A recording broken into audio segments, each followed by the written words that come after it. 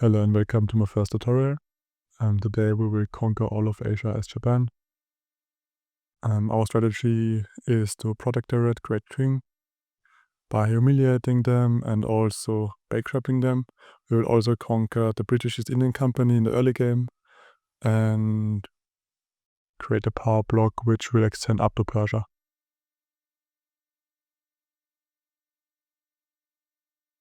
So the first thing we're going to do after selecting Japan is to enable some agricultural industry. So our grain price goes up, and we need this so we get the corn law event. We will also add road maintenance in the state of Kanto and build some construction sectors followed with logging camps, and also build 2 tooling workshops. And then we need a military shipyard for our navy. We'll also queue up some Ironmans, and you can basically put whatever you want. For research, I'm going with stock exchange because we need to pass protectionism.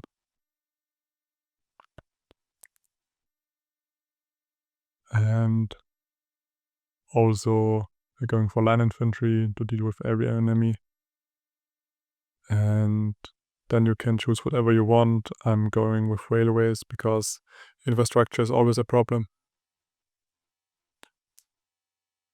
The next thing we're going to do is to declare interests in North and South China. We will also improving relations with Russia because they will probably recognize us. Chose Russia because they are near to our nation and we have already an interest at the start of the game, so we can get recognized as early as possible. We will also improve relations with Great Britain so they don't open up our market, because we want to have the shogunate in power, because then we can get better laws. We also need a rivalry with Great Qing, because if we enforce the humiliate war goal, they will lose 25% of the prestige for 5 years. And the next thing we're going to do is enact tenant farmers, because in this way we will reduce the power of the shogunate and also reduce the grain produced, which we need so we can get the corn law event with the market labor. Now we can also reform our government. We're going with high taxes and low government wages to boost our income. After waiting 1 month, we can declare our war against Great Qing. We will also declare rivalry against Joseon to don't go below our max influence. We're going to put the He-Man in the government so we can enact a regime change on them. This will also reduce the prestige about 25%. And we will also add humiliation, which will reduce them to another 25%. And the goal of the war is to get them to bankruptcy. When they are going to bankruptcy, they will also lose another 75% of their prestige. And combined with the regime change and the humiliate war goal, they will go to around minus 140% of their prestige, which will get them to 0 prestige, and you can easily protectorate them without any costs or anything they can do. And we have a so high minus prestige modifier that they won't probably go out of them, and so they will stay insignificant power for a pretty long time. Another thing we're going to do is liberate Sealy. You can conquer them when you're recognized for less infamy. You don't really need to enforce this war goal if you have enough navy, but if you don't have enough strong army, you can just conquer Sealy before and then just start your invasion from there. We can have the peasant movement, because when they are the 25%, we can enact tenant farmers. So now the war with Great Qing has started, and now we have to wait to Great Britain to invade Great Qing. This should probably happen around the middle of 1836 to 1838. If they attack later, I would restart the run because then you have lost a lot of time. And now we can check the peasant movement. When they are around 25%, we can start enacting tenant farmers. This happened now, so we are going to enact tenant farmers. And we can also see that Great Britain has attacked Qing, which is perfectly in our time window. And now when Great Britain is attacking them, we're going to switch up our interest to the Balkans because we're going to use the Ottomans for our recognition. We're going with the liberation of Bulgaria for our primary war goal. They will not back down either way, but this is the safest choice. We're going with ban slavery, which is one of the best war goals to get recognition. We will also liberate Iraq and go for war operations. We want Iraq because they have a lot of oil in the late game and they're also pretty easy to conquer. That I will also mobilize our army. We can also see that Great Qing has around 700 troops mobilized, so they will hopefully get into bankruptcy.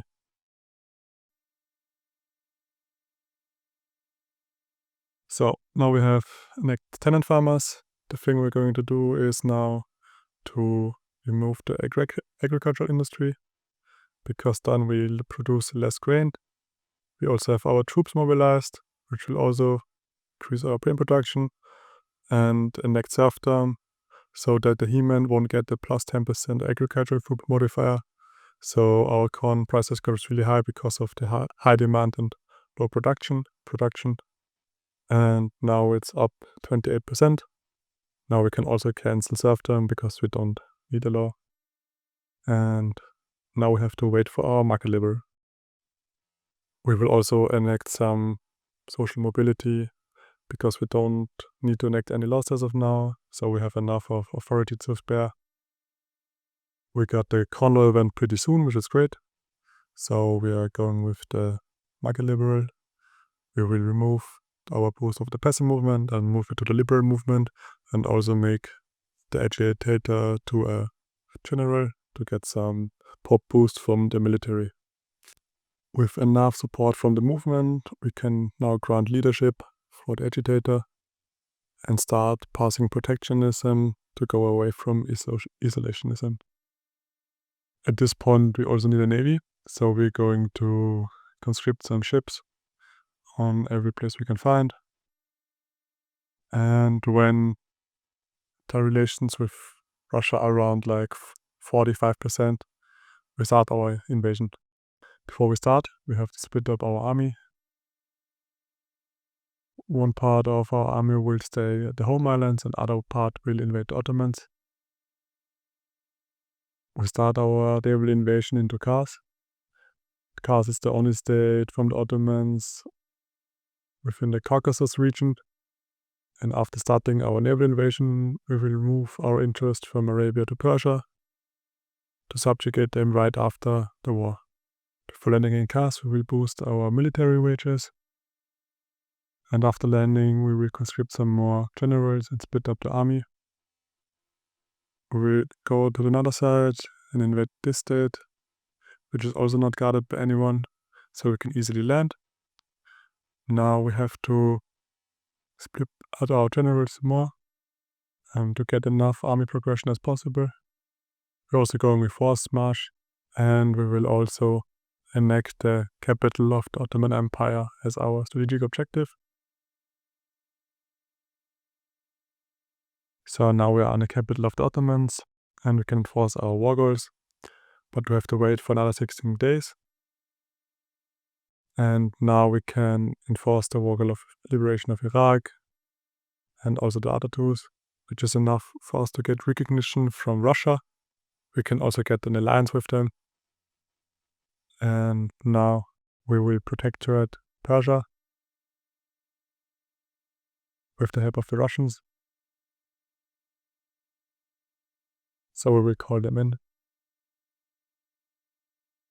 I forgot that we have passed protectionism, so we can now also pass laissez-faire. Now with the help of Russia, we have conquered all of Persia, so they are now our first protectorate. We will increase their subject payments and also boost the relations with them. And now we have not enough influence, so we're going to declare some more rivals.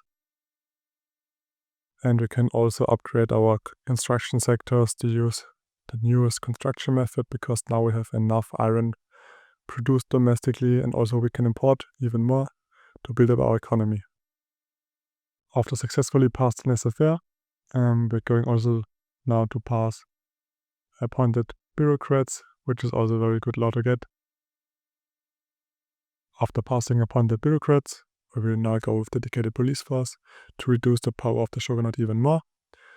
And now we have enough infamy cap to start our war against Great Britain for the conquest of the British East India Company.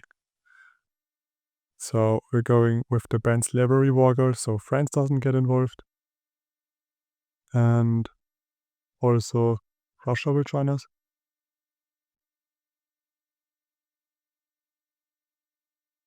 Now let's call in Russia and also go for the British East India War reparations and for the transfer of the British East India Company. And of course we have to upgrade at this point to line infantry, because the British army is powerful enough to invade us. At this point in the war, also the British East India Uprising has started. Great Britain almost conquered all of Persia, and Russia is now out of the war. So we will wait until the Britain will beat up the revolt, and then we will invade the British East India Company for the transferring war goal. An easy option to invade the British East India Company is to invade the tile below it, and when you are near enough, cancel the naval invasion and go up to the main node, but now the main node is blocked, so we have to wait. So we try to naval invade them, and we want to get a loss, because when we get a loss, there is a chance that they will move away, which happened. So we can recruit another admiral and invade the right tile of the British East India Company, and also spawn a new navy ship. But now let's split up an army, and because all their infantry is beating up the revolt, we can just move into the capital, which is a pretty easy war.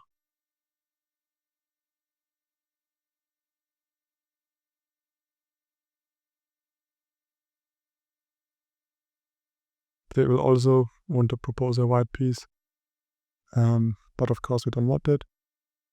And I see we don't have enough points to get all what we want, but I will just give them more reparations, because we get even more reparations from the British East India Company, so this is okay. After our successful conquest of the British East India Company, we will now go and invade Siam. There's a likely chance that France will side with them, but with the power of Russia and also the British East India Company, it shouldn't be a problem to get their protectorate. And they also back down, which is very nice for us. And I also made a power block. In the meantime, we can also check the debt of the Great Qing.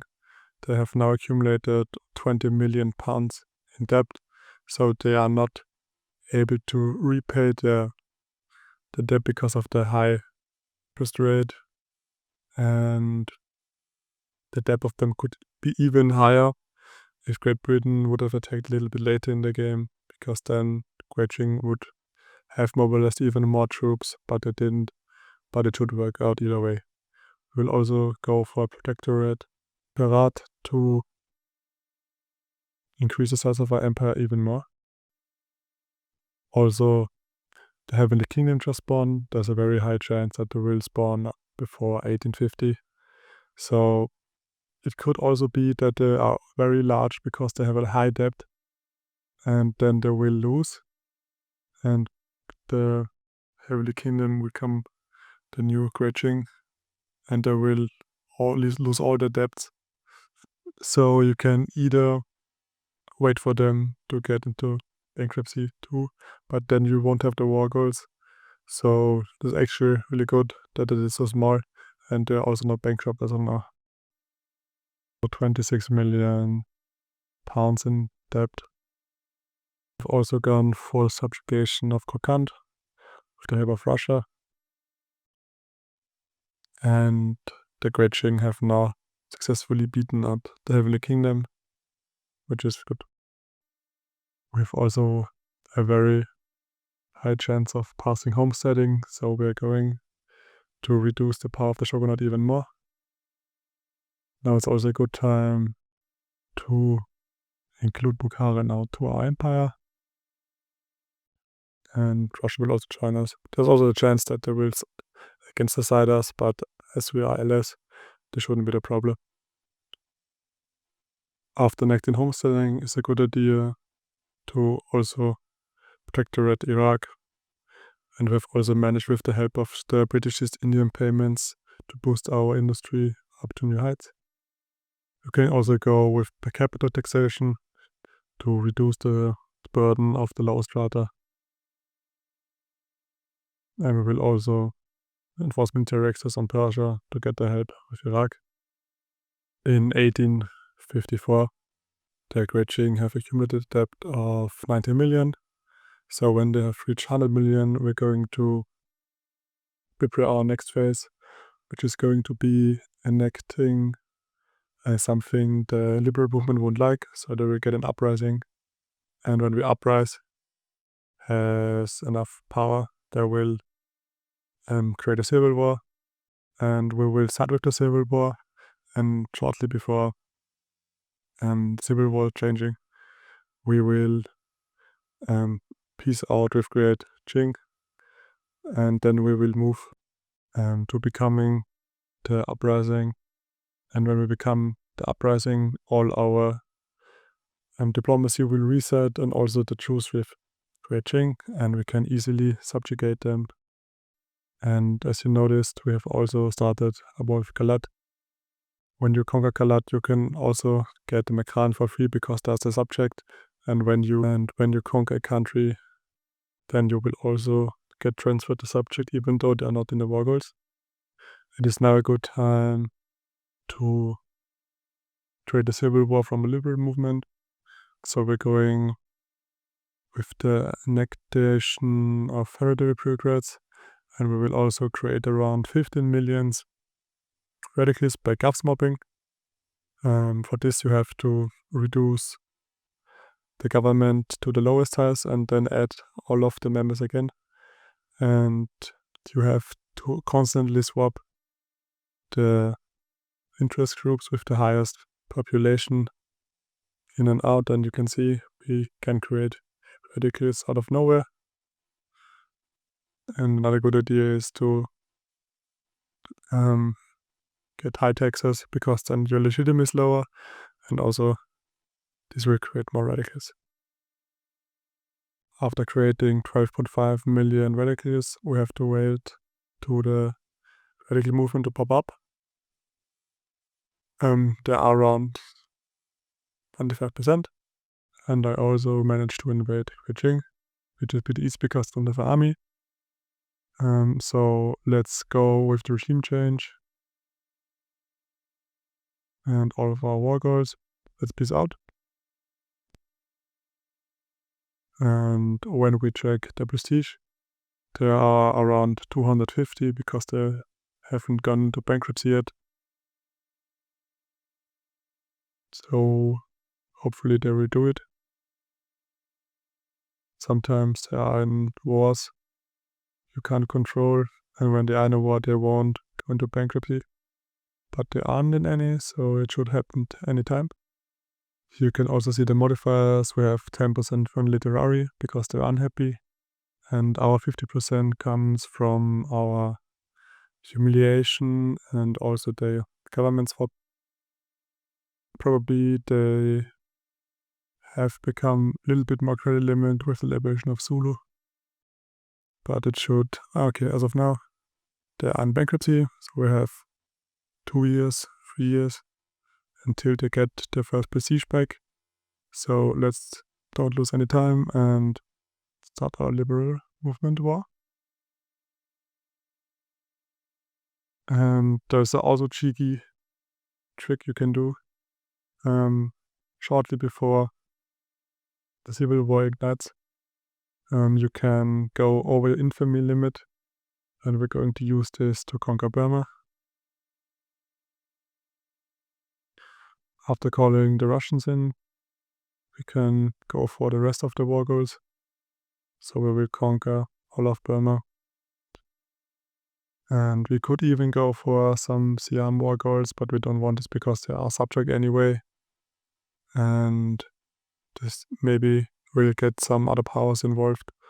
And it's probably better when they are white piecing earlier. So let's take a look.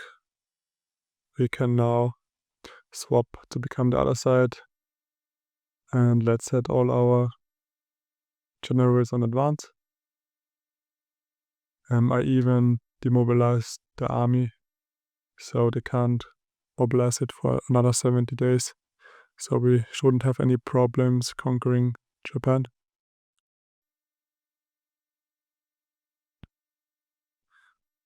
And you could even try to get up your relations with Russia. So you could get an alliance with them when you have 20 relations, which is good when you want to get the Great Qing to back down. But I think in our case it doesn't turn out because we have already lost another 5 relations because we have declared a war against Sealy. Because we are a minor power, it's really cheap to conquer them, but we also lose our power block because you will only get the power block when you are major power or above. And as you can see, there is also the cut down to size plate from Spain, which shouldn't make any troubles because we will beat up Japan before they will reach the end of the diplomatic play. Yeah, as of now, we should have conquered Japan again. But we will start the naval invasion. Ah yeah, perfect. And now you can just declare neutrality because there is no Japan to declare this war against. And there's nobody in Sealy, so you can just land there and easily get the war goal. Now we have to finish off Burma. We're just going to naval invade them. And with the help of Russia, it shouldn't be any problem. We can also take a closer look to the prestige level of Great Qing. They are now at 0% with a minus 110 modifier and should now go to insignificant power anytime. We have also managed to beat up Burma, so they're now part of the empire, and they can also be used to feed Great Qing as protectorate to get them to our puppet. Perfect. We will also create our new power block. We're going with a military treaty. Then when you go with the aggressive coordination, you will get some more war goals for cheap. And when you have more war goals, they're more likely to back down. And yeah, let's check again now the insignificant power. So we can go for protectorate for only 62 infamy. We have to raise all the army power we have. So they maybe back down. But with this strategy, it will also work if they don't back down, because the prestige generation should be delayed enough to get 2 to 3 years with them to being under major power. I have now conscripted every battalion I can fight, but it doesn't seem they are want to back down. So we have another easy way, because they are all in Hebei. You can just easily naval invade Beijing. That's also the reason why I don't took it. It's a pretty easy tile to invade. And now you have conquered the capital, and I should easily now lose war score. They have now gained 1 prestige, but this will definitely work out. Now we can get our work of the protectorate. We will now feed them the states of Burma to get them to be our puppet. There should already be enough, and we can decrease autonomy, and now they are also part of our empire. And I've now started to getting every protectorate of us to top track. So we are just moving states around. Yeah, I will come back when this is finished.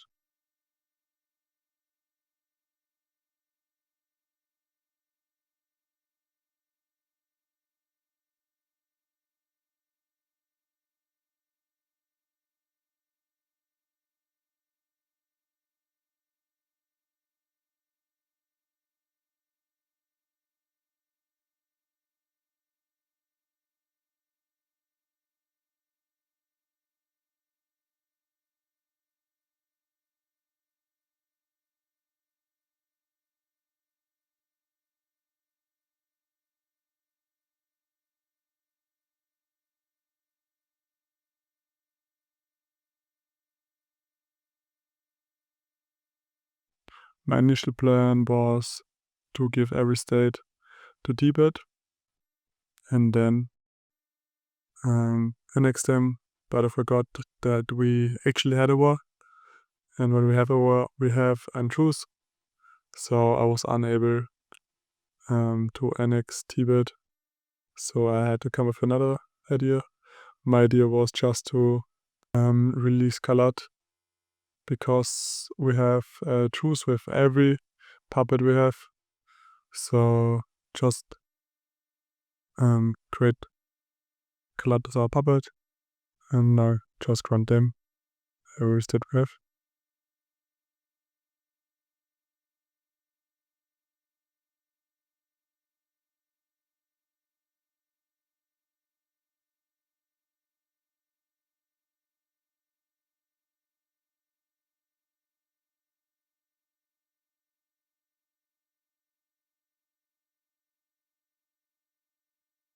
And now they have every state you can possibly get. It's also a good idea to save your game, because there is a 50-50 chance for them to back down, and you won't want to do this again. Since Kalat is an insignificant power, it's pretty cheap to annex them, even though they have around a quarter of every pop in them. And okay, this case, it didn't work out, so we have just to reload. I've waited a few days, the price of annexing them got a little bit higher, but now we have it. We are around 80 infamy, which is pretty good, I think, for all of East Asia and Central Asia. The only problem is we have a lot of radicals, but this will go away because it's probably an uprising, and when you beat up the uprising, pretty much 150 million of the radicals will go away when you find the reactionary movement. It seems that we also lost our power block, but we can just create a new one. Let's reform our government and also get some laws like getting rid of closed borders. I think this is also on law they want. But here you have it, conquest before 8060.